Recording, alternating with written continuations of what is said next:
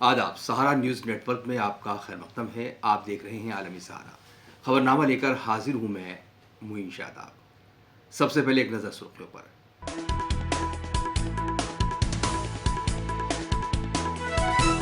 उत्तर प्रदेश में ईद उल अजहा के ताल्लुक से हिदायत जारी। सड़क पर नमाजें दोगाना अदा करने पर पाबंदी। मखसूस मकामात पर ही की जा सकेगी कुर्बानी। समाजवादी पार्टी के सदर अखिलेश यादव को छोड़नी होगी कोई एक सीट। मीडिया से बातचीत में कहा, फैसले से जल्द करेंगे आगाह। शदीद गर्मी के सबब दिल्ली में पानी की किल्लत। वजीर आतिशी ने कहा, हालात पर काबू पाने की हो रही है पूरी कोशिश। मोहन भागवत के बयान का हो रहा है खैर मकदम। मरकजी हुकूमत के रवैयों पर की जा रही है नुक्ताचीनी। हज बैतुल्लाह को हाईटेक करने की कोशिश। स्मार्ट रोबोट खिदमात का आगाज। दुनिया की मुख्तलिफ ज़बानें जानता है रोबोट।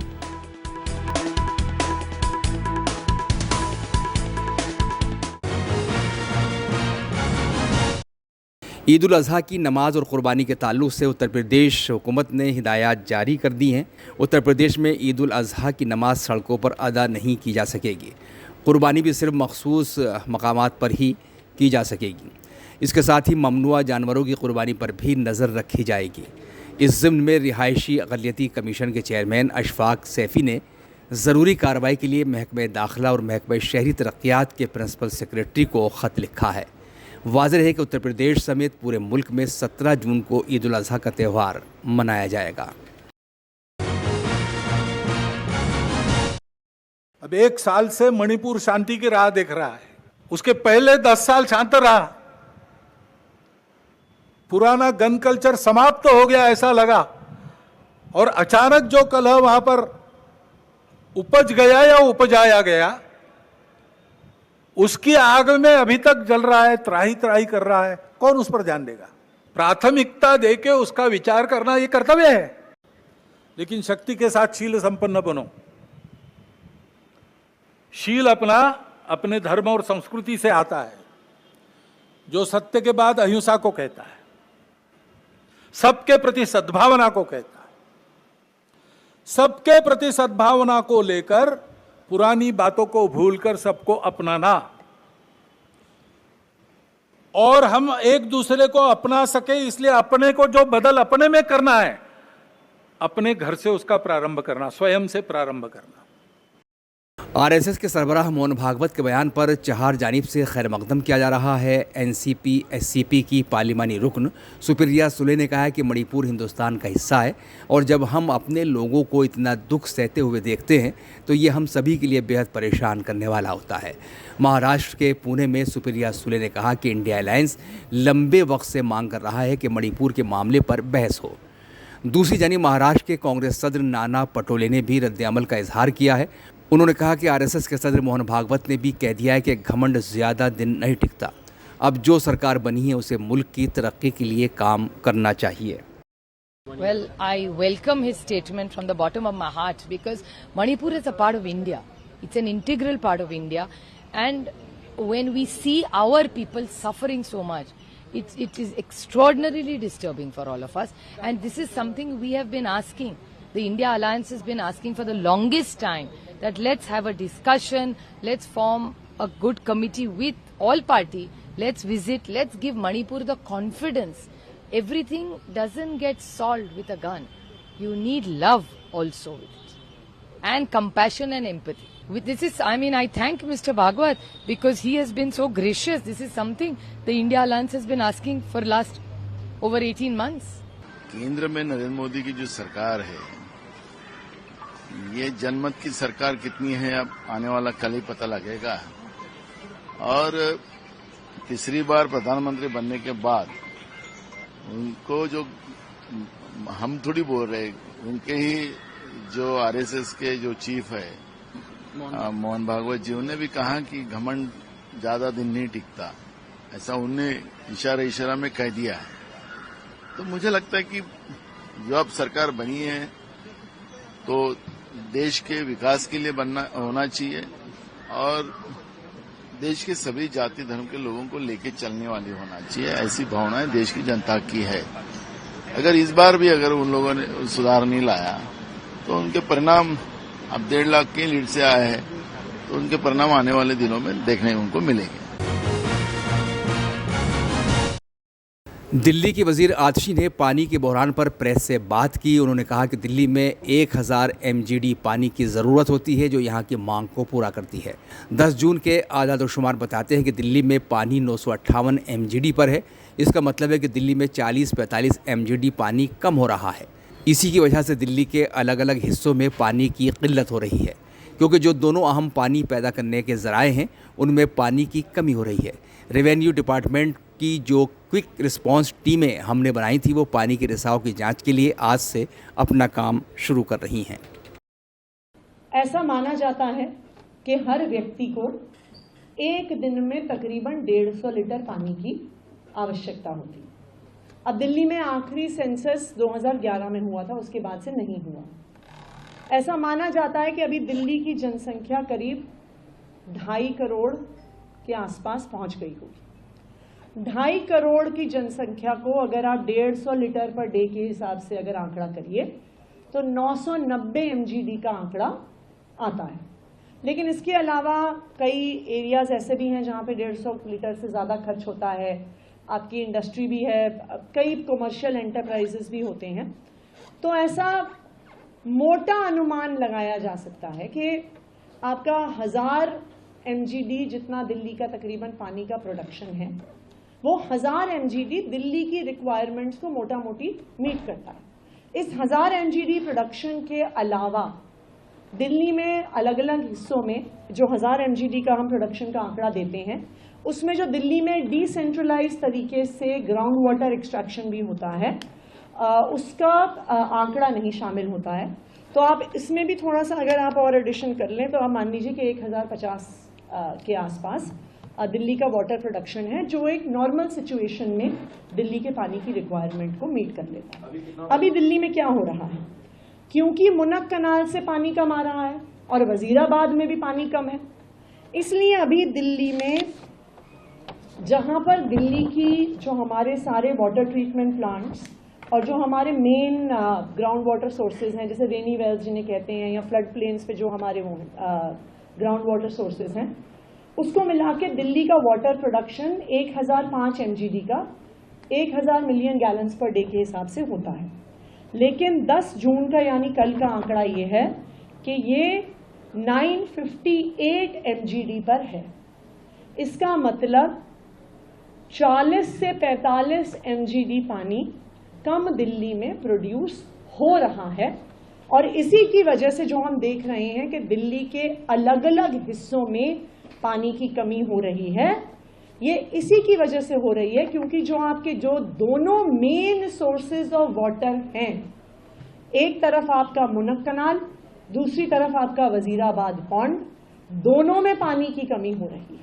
और जब दोनों में पानी की कमी हो रही है तो जितना पानी आ रहा है उसको 7 वाटर ट्रीटमेंट प्लांट्स में रैशनलाइज करके डिस्ट्रीब्यूट करना पड़ रहा है, क्योंकि ऑब्वियसली हम ऐसा भी नहीं कर सकते कि किसी एक ही एरिया पे सारा लोड हो जाए पानी की कमी का। इसलिए पूरी दिल्ली में ये एक डिस्ट्रीब्यूटेड तरीके से हो रहा है। काफ़ी एरियाज में पानी की डिस्ट्रीब्यूशन को रैशनलाइज किया गया है। जहाँ पे दिन में 2 बार पानी आ रहा था, काफ़ी एरियाज में उसे 2 बार से रिड्यूस करके 1 बार किया गया है।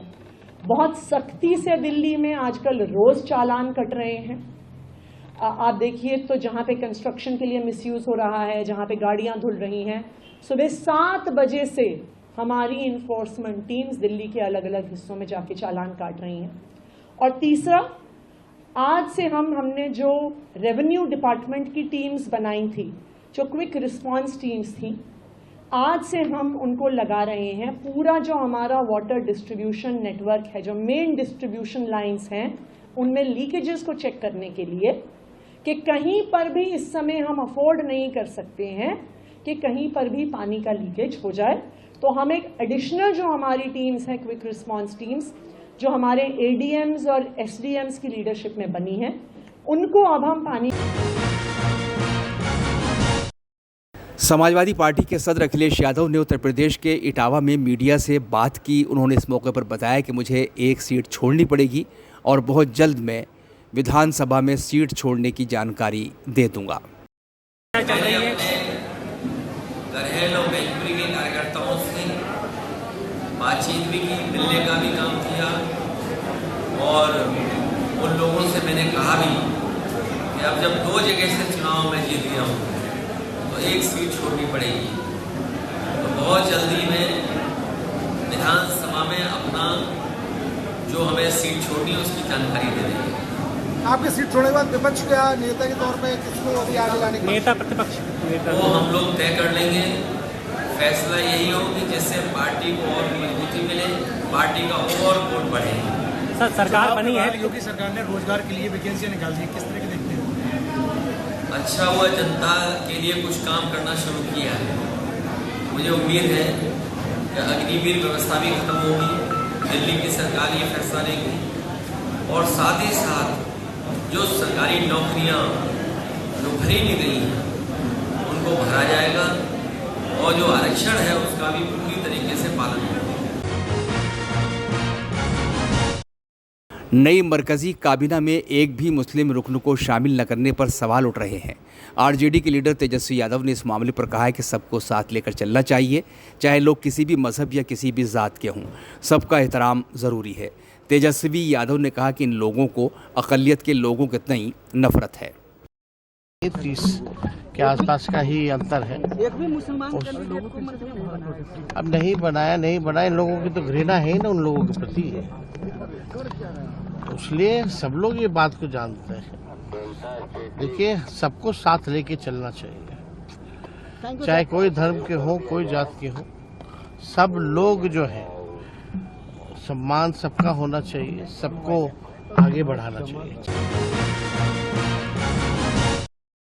बिहार के पूर्णिया से रुकने पार्लियामेंट पप्पू यादव सुर्खियों में हैं। पप्पू यादव के करीबी पर रंगदारी मांगने का इल्ज़ाम है, जिस पर एसपी उपेंद्र नाथ वर्मा ने कहा है कि कल एक फर्नीचर ताजिर के जरिए रुकने पार्लियामेंट पप्पू यादव के करीबी पर रंगदारी मांगने का इल्ज़ाम लगाते हुए एफआईआर दर्ज कराई गई है।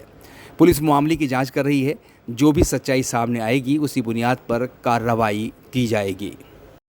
एक फर्नीचर व्यवसायी के द्वारा माननीय सांसद पप्पू यादव जी और उनके सहयोगी के ऊपर रंगदारी मांगने का आरोप लगाते हुए एफआईआर दर्ज कराया गया है और अभी पुलिस एफआईआर दर्ज कर उसमें अनुसंधान कर रही है और अनुसंधान के उपरांत जो भी फैक्ट सामने आएगा उसके आधार पे हम लोग आगे की कार्रवाई करेंगे। तो क्या लग रहा है? क्या नहीं लग रहा है, नहीं, जो अभी अनुसंधान में कुछ फैक्ट जो आना है वो फैक्ट के आधार पर तय होगा कि वो जो आरोप लगाया गया है वो सही है या नहीं, और अगर सही है तो उसके अकॉर्डिंग कार्रवाई होगी, नहीं है तो उसके अकॉर्डिंग। आरोप सर किस तरह का लगाया गया? आरोप रंगदारी मांगने का आरोप है कि 2021 में कई बार बोला गया था, उसके बाद 2023 में भी उस संबंध में गाली गलौज किया गया था, फिर इलेक्शन के पहले भी मांगा गया था और उसके बाद काउंटिंग खत्म होने के उपरांत भी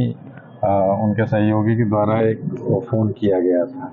तो अभी तक आरोप यही है और उस संबंध में हम लोग जांच कर रहे हैं, उसके अकॉर्डिंगली हम लोग कार्रवाई। सुरक्षा की गुहार लगाई है? हाँ, सुरक्षा की भी गुहार लगाई है, तो उसके अकॉर्डिंगली हम लोग जो नियम संगत सुरक्षा व्यवस्था है वो उसके अकॉर्डिंगली हम लोग प्रोवाइड किए। आरोप जो एफआईआर के कंटेंट है उसके हिसाब से उसके द्वारा जो कंप्लेनेंट है उनके द्वारा बताया गया है कि जो अमित यादव नाम का जो व्यक्ति है वो बीएसएनएल में किसी पोस्ट पे कार्यरत है। अब तक का कुछ अनुसंधान पता चला? हाँ, नहीं, अभी कुछ क्लियर नहीं हुआ है, उसके अकॉर्डिंगली हम लोग देख रहे हैं, टेक्निकल और मैनुअल दोनों के आधार पर हम लोग जाँच कर रहे हैं। राजस्थान के बांसवाड़ा डूंगरपुर से भारत आदिवासी पार्टी बीएपी के नौमुंतखब रुकने पार्लियामेंट राजकुमार रोत ने कहा है कि मैं सभी का उनकी हिमायत के लिए शुक्रिया अदा करता हूं। मुल्क में सूरत हाल ये है कि एक तरफ एनडीए की सरकार बनी है और इंडिया इत्तेहाद मजबूत किरदार निभाता हुआ नजर आएगा। उन्होंने कहा कि वो इलेक्शन से पहले इंडिया इत्तेहाद का हिस्सा नहीं थे, वो आज़ाद हैं। इंडिया इत्तेहाद के साथ एक नरम गोशा है, हम अपोजिशन में होंगे लेकिन आज़ाद रहेंगे। आपके चैनल के माध्यम से जो दर्शक देख रहे हैं उन सबको मेरी ओर से धन्यवाद, आभार। आपका कई इनके प्रत्यक्ष से अप्रत्यक्ष सहयोग रहा और मुझे आज 2 बार विधायक और साथ ही मुझे एमपी बनने का अवसर मिला और आपके चैनल के माध्यम से उन बांसवाड़ा डूंगरपुर की जनता को भी धन्यवाद देना चाहूँगा जिन्होंने मुझे इस काबिल बनाया। अभी वर्तमान जो देश में परिस्थितियां बनी हुई, एक तरफ एनडीए सरकार बना दिया ही मानो, और इंडिया जो है वो विपक्ष में मजबूत भूमिका निभाते हुए नजर आएगा। हमारी जो आइडियोलॉजी थी और हम लोग जो चुनाव लड़े थे, हम लोग सभी जगह स्वतंत्र चुनाव लड़े थे। बांसवाड़ा में भी स्वतंत्र हमने किया था, लेकिन जैसे कांग्रेस के दिग्गज नेता के रूप में मालवीय जी थे और वो सीधा भाजपा में गए, तो पार्टी हाईकमान ने डिसीजन लिया, कांग्रेस के पार्टी हाईकमान मेरे व्यक्ति से अच्छे एज ए मित्र कहे या फिर हमारे सदन के सदस्य कहे, जो वर्तमान में कांग्रेस के प्रदेश अध्यक्ष है गोविंद जी डोटासरा, रंधावा जी प्रभारी, तो पहले से अच्छे संबंध थे। तो हमने उनको रिक्वेस्ट किया कि आपको भाई आपका भी लीडर एक चला गया है, अगर आप उसको सच में सबक सिखाना चाहते हो, क्योंकि कहना था कि कांग्रेस में खा पी के मजबूत बना, कांग्रेस ने इतना मंत्री बनाया, CWC मेंबर बनाया, कांग्रेस के साथ धोखा किया। मैंने कहा धोखा किया है तो सबक सिखाना है तो आप लोग ये चीजें करो। तो उस वो परिस्थिति बनने के बाद उन्होंने फॉर्म भराया, कैंडिडेट भी उतरा, लेकिन वो भी बीजेपी का निकला। तो इस अनुरूप उन्होंने रिस्क लेके एक अलायंस के लिए घोषणा कर दी, उसका काफी उन्हें प्रॉफिट मिला। तो अब जो परिस्थितियां बनी है, तो ये क्लियर हो गया कि चुनाव से पहले हम इंडिया अलायंस में, जो इंडिया अलायंस की जो लिस्ट बनी थी, जो पार्टियां थी, उस पार्टी के हिस्सा, इंडिया अलायंस का हिस्सा हम नहीं थे। चुनाव के बाद जिस तरह से हो रहा है, जरूर उनका निमंत्रण आया था, लेकिन हमारा ये कहना है कि हम स्वतंत्र रहेंगे। एक सॉफ्ट कॉर्नर जरूर रहेगा इंडिया अलायंस के साथ। इंडिया अलायंस सरकार तो बना है नहीं रही अभी, इंडिया अलायंस को जरूरत है नहीं हमको। तो हमने कहा है कि देखा जाएगा भविष्य में अगर आप सरकार बनाने स्टेट में या कहीं स्थिति में हो, तब हमारे मुद्दे हैं, उस आधार पर आपसे बात करेंगे।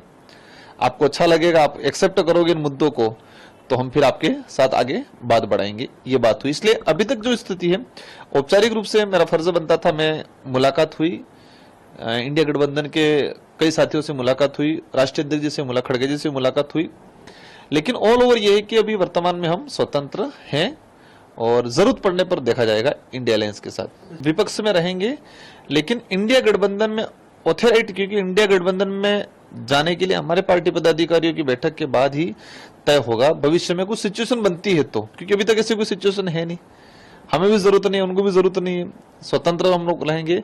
तो विपक्ष में जरूर रहेंगे, लेकिन स्वतंत्र रहेंगे। उड़ीसा के बाराबती कटक से जीत हासिल करने वाली उड़ीसा की पहली मुस्लिम खातून रुकन असेंबली सोफिया फिरदौस ने कहा है कि कटक के लोगों ने अपनी बेटी पर भरोसा किया है और उन्होंने मुझे वोट दिया है। सोफिया फिरदौस ने कहा कि वो कटक के लिए काम करेंगी। हम अपने शहर के लिए बहुत कुछ कर सकते हैं। First of all, I would say that I am a proud daughter of my city, Cuttack, and born and brought up in Cuttack, studied in Cuttack. Also, I'm doing my business also in Cuttack. So, the people of Cuttack have trusted their daughter and they have voted for me. Also, if you see my profile, then I've always promoted my culture, my food, our textiles, our fabrics, our festivals, widely within the organization, within social groups, as well as widely in the social media space. As a proud Odia, I would say that it's my privilege to be speaking to you right now. And as a proud Katkiya, proud Odia and an Indian, coincidentally, yes, I am a Muslim and it's the first Muslim, so history, it is, people are saying that you have created history. I would like to work for my Cuttack so that Cuttack is able to make a lot of histories and Cuttack is able to get back on the map of India very soon, and we will able to add a lot of value to our city. Because as I am a woman, and if you know the former chief minister who was a lady called Nandini Satpathy ji, so she was also a daughter of Cuttack, and she became the chief minister of Odisha. It was about 52 years back. So people started comparing and seeing ki another daughter is getting a chance to go forward. So they supported me and they have a lot of expectations, especially women. So also I would like to say ki as a lady, a lot of women have been able to be very vocal with me, have expressed the opinions to me. Like few people also told me in a very kidding way, like we need a female club as well, where we can sit, we can exchange ideas and we can interact with a lot of people. Similarly, if you spoke about safety and security, they need more camera system, they need more security of women. If you spoke about education of a girl child, how we can ensure that good teachers are there in all the schools across the city. Few also spoke that English should also be an important subject in those schools, and we should focus more that our children can learn English language as well, apart from learning Odia language. Similarly, a lot of women told that they're not getting job opportunities. They wanted some skilling. As you know, the World Skills Center has been set up in Bhubaneswar. With the help of other female in the assembly, with the help of all the legislatures who will be there in the assembly, we will ensure to pass rules and frame laws which can be very beneficial for women empowerment in totality, which will focus on education of women, which will focus on skilling of girl child, skilling of the youth, so that they can get good job opportunities. Also will attract a lot of companies to Cuttack and other places where there are ample of space available, so that the youth can get employment there. RJD के सदस्य लालू प्रसाद यादव ने अपना 77वां यौम पैदाइश मनाया।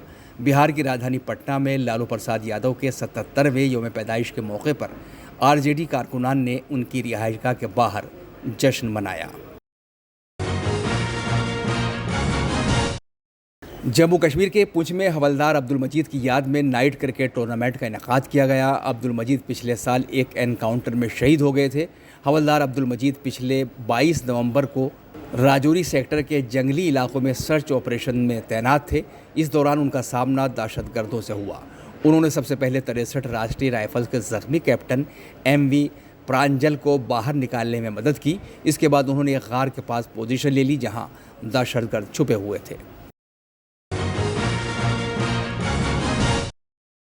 तमिलनाडु के तिरुचिरापल्ली बैनुल-अक़वामी अड्डे के नए इंटीग्रेटेड टर्मिनल ने काम करना शुरू कर दिया है। नए टर्मिनल पर मुसाफिरों का खैर मकदम किया गया। वज़ीर-ए-आज़म नरेंद्र मोदी ने इसी साल जनवरी में इस टर्मिनल का इफ्तिताह किया था। चेन्नई से आए इंडिगो तैयारे को तिरुचिरापल्ली हवाई अड्डे के नए इंटीग्रेटेड टर्मिनल पर पानी की बौछारों से सलामी दी गई। उत्तर प्रदेश और दिल्ली में शदीद गर्मी पड़ रही है। यूपी के गोरखपुर में गर्मी और हीट वेव जारी है। लूओं की वजह से लोगों को परेशानियों का सामना करना पड़ रहा है। यूपी के इलाहाबाद में भी शदीद गर्मी पड़ रही है। लोगों का सड़कों पर चलना दुश्वार हो गया है। उत्तर प्रदेश के मुजफ्फरनगर में वाक़ दरगाह बाबुल हवाइज हज़रत अबुल फ़ज़ल लील अब्बास बघरा में सालाना इस्लाही मजालिस अज़ा का इख्तिताम हो गया है। इस मौके पर बड़ी तादाद में बिला तफरीक़ मज़हब व मिल्लत अक़ीदतमंदों ने शिरकत की। सालाना इस्लाही मजालिस अज़ा का सिलसिला 6 जून को शुरू हुआ था और 9 जून तक जारी रहा। ये मजालिस अराकीन अंजुमन आरफी के ज़ेर एहतमाम मुनक़्क़िद की गई थी। देखिए, ये सालाना कार्यक्रम होता है और भाईचारे का कार्यक्रम है। इसकी ज़रूरत भी आज की पीढ़ी को। जिस तरह का माहौल रहा है उस तरह के माहौल में इस तरह के ज़्यादा कार्यक्रम होने चाहिए और हम लोग हर बार इसमें शिरकत करते हैं। मेरा परिवार कोई ना कोई ज़रूर आता है और हमारे क्षेत्र में एक इसका अच्छा संदेश जाता है, नौजवानों में भी, बुज़ुर्गों में भी। और ये एक ऐसा पवित्र स्थान है, यहाँ हमारे आसपास के चाहे हिंदू हो या मुसलमान हो, सब लोग आते हैं माथा टेकने के लिए और आते जाते रहते हैं। और हमारा तो भाईचारा सदियों का भाईचारा है, भाईचारा रहेगा। उम्मीद है कि ऐसे कार्यक्रम और बड़ी संख्या में यहाँ होते रहे। मेरी कार्यक्रम के आयोजकों को सबको बहुत बहुत शुभकामनाएं। क्या मानते हैं कहाँ से लोग इसमें? यहाँ बहुत दूर दूर से। एक बार मैं अपने क्षेत्र के भ्रमण पे था, जब मैं कांग्रेस से MLA था, तो मैंने देखा कि हैदराबाद के राज्यसभा के सांसद यहाँ आए हुए थे। एक दिल्ली के MLA पैदल यहाँ आ रहे थे। तो यहाँ बहुत इसकी बड़ी मान्यता है, दूर दूर से लोग आते हैं। ये हमारी इस्लाही मजलिसें हैं जिसमें हर कौम, हर बिरादरी, हर मज़हब का आदमी आता है और इस्लाही मतलब के एक इंसानियत के लिए कैसे जीना चाहिए, कैसे करना चाहिए, वो इसके लिए होता है। और बाकी ये इंतज़ामात हम करते हैं। यहाँ दूर दूर से यहाँ लोग आते हैं। ये सिर्फ ये इस्लाही के लिए आते हैं कि इंसानियत क्या चीज़ है और ये मज़हब क्या चीज़ है। मज़हब यही सिखाता है हमारा कि सबसे पहले इंसानियत। आज़मीन हज को सऊदी अरब में जदीद सहूलियात फराहम कराई जा रही हैं। हज को मुकम्मल तौर पर हाईटेक बना दिया गया है। पूरी दुनिया से पहुंचने वाले आज़मीन हज के लिए सऊदी वज़ारत सेहत ने मदीना मुनव्वरा में मस्जिद नबवी के करीब स्मार्ट रोबोट सर्विस का आगाज़ किया है। खबर के मुताबिक सऊदी वज़ारत ने कहा कि स्मार्ट रोबोट सर्विस का मकसद दुनिया भर से आने वाले आज़मीन की हिफाजत और इत्तलात के लिए दुनिया की 96 से ज़्यादा ज़बानों में तालीमी पैगामात और सेहत से मुतालिक मशवरे देना और उन्हें ब्रॉडकास्ट करना शामिल है। इसके अलावा मदीना मुनव्वरा में 220 रज़ाकार अपना फील्ड वर्क जारी रखे हुए हैं। आज़मीन हज की खिदमत के लिए 12 से ज़्यादा टीमें 24 घंटे काम कर रही हैं। फ़लस्तीन पर इसराइल के मज़ालिम बदस्तूर जारी हैं। हज़ारों इमारतें ज़मीन बोझ हो चुकी हैं और हज़ारों जानें भी जा चुकी हैं, जिसके नतीजे में मज़लूम फ़लस्तीनी मुख्तलिफ़ मकामात पर हिजरत करने पर मजबूर हैं या अपने मकानात के मलबे तले ही ज़िंदगी बसर कर रहे हैं। ऐसी एक वीडियो फ़लस्तीन के शहर जबालिया की वायरल हो रही है, जहां जबालिया में पनाहगुज़ीन कैंप में एक फ़लस्तीनी ख़ानदान इसराइली हमले में तबाहशुदा अपने घर की सफाई कर रहा है और मलबा हटा रहा है।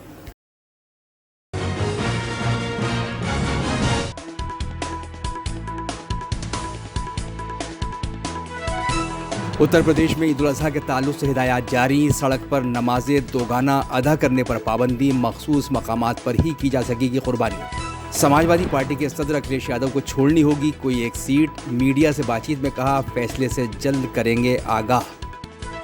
शदीद गर्मी के सबब दिल्ली में पानी की किल्लत। वज़ीर आतिशी ने कहा, हालात पर काबू पाने की हो रही है पूरी कोशिश। मोहन भागवत के बयान का हो रहा है खैर मकदम। मरकजी हुकूमत के रवैयों पर की जा रही है नुक्ताचीनी। हज बैतुल्लाह को हाईटेक करने की कोशिश। स्मार्ट रोबोट खिदमत का आगाज। दुनिया की मुख्तलिफ ज़बानें जानता है रोबोट।